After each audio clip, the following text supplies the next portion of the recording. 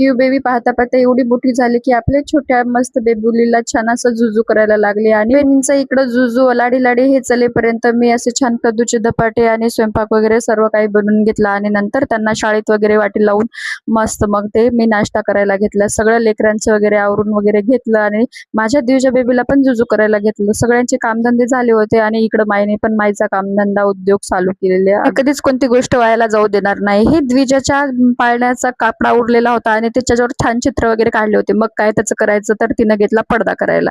तोपर्यंत द्विजा पण उठली आणि की आपण शाळेत वगैरे जाऊन आलेली होती आणि आज टिफिनला सगळ्याच पोळ्या देऊन टाकल्या होत्या आणि बाकीचं सकाळचं जेवण झालं। मग काय मध्येच दुपारी आम्हाला थोडीशी भूक लागली तर मग काय केलं तर सोप्या अशा मस्त अशा छान शेवाळ्या, त्यावर छान असे तूप आणि साखर टाकून आम्ही केलं की खायला। आणि क्यू बेबी तर डायरेक्ट मम्मीला नकारच दिला आणि नंतर लाडी लाडी करण्याच्या नादामध्ये छान एक्सप्रेशन द्यायली आणि मम्मी खाय म्हणून असं म्हणायली। म्हणाले की खायलेला बघून द्विजाला पण वाटलं तिला पण खावं, कारण का ती एरवी तर गोड खात नाही, तिखट आवडते आमच्या द्विजा बेबीला। पण आम्ही दोघी खायलेला बघून तिनं पण आमच्याकडे धाव घेतली। हे बघा कलरफुल असा मायनेने बनवलेला पडदा। आणि नंतर मलच्या माऊनं गावाकडे त्यामध्ये मोर अंगणात आलेल्याचा व्हिडिओ पाहून आम्हाला तर खूप छान वाटलं। तर भेटूयात आता पुढच्या व्लॉगमध्ये।